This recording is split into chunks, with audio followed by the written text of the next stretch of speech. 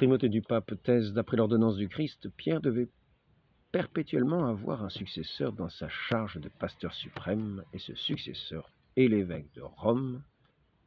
C'est deux fois ce que dit le précite théologique de Bartman, paragraphe 145.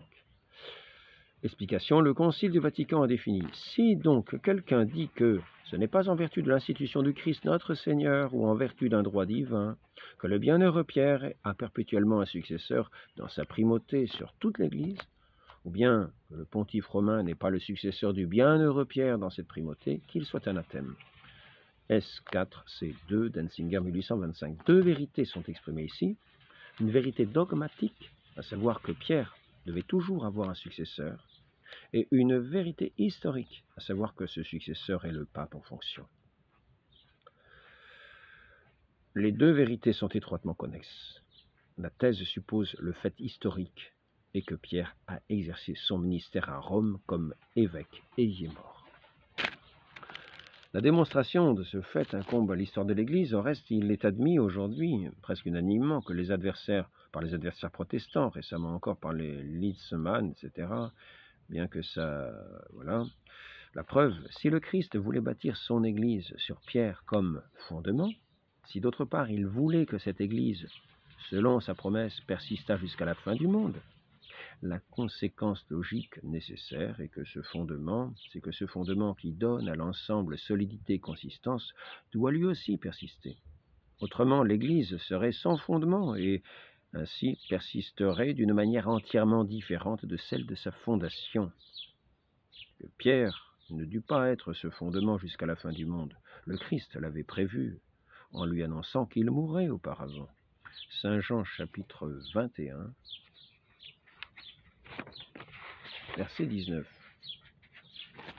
Au sujet de la nature et de l'étendue de la primauté, le Concile du Vatican a encore précisé ce qui suit. Nous enseignons et déclarons donc que l'Église romaine, par l'ordonnance du Seigneur, possède le principat du pouvoir ordinaire sur toutes les autres églises et que ce pouvoir de juridiction du pontife romain, qui est vraiment épiscopal, est immédiat.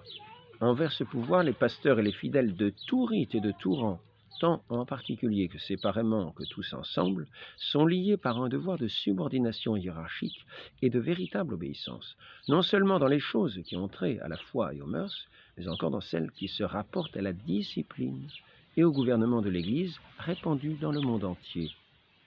Telle est la doctrine de la vérité catholique, dont nul ne peut s'écarter sans préjudice pour sa foi et son salut.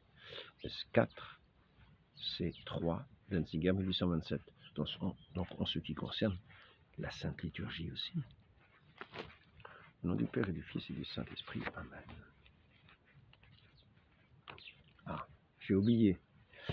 La question se pose naturellement de savoir quelle est l'importance du pouvoir épiscopal à côté du pouvoir papal. Ainsi, le Concile donne encore à ce sujet une déclaration. Ce pouvoir souverain du souverain pontife est bien loin de porter préjudice au pouvoir ordinaire et immédiat de la juridiction épiscopale, en vertu de laquelle les évêques qui ont été institués par le Saint-Esprit et ont succédé aux apôtres passent et conduisent chacun le troupeau qui leur est assigné en tant que véritable pasteur, pasteresse. Au contraire, leur pouvoir a été affirmé, fortifié et défendu par le suprême pasteur. S4, C3, d'Ensinger 1828. D'après cette déclaration authentique du Concile, la définition de la primauté n'a pas affaibli le pouvoir épiscopal, mais au contraire, l'a reconnu comme un pouvoir ordinaire et immédiat des évêques dans leur diocèse. Ce pouvoir se rapporte par conséquent à la doctrine de la foi et des mœurs, comme à la discipline et au culte. Il reste cependant dans son extension locale et son exercice dépendant du pape, qui possède le pouvoir suprême dans l'Église et dans chaque diocèse en particulier.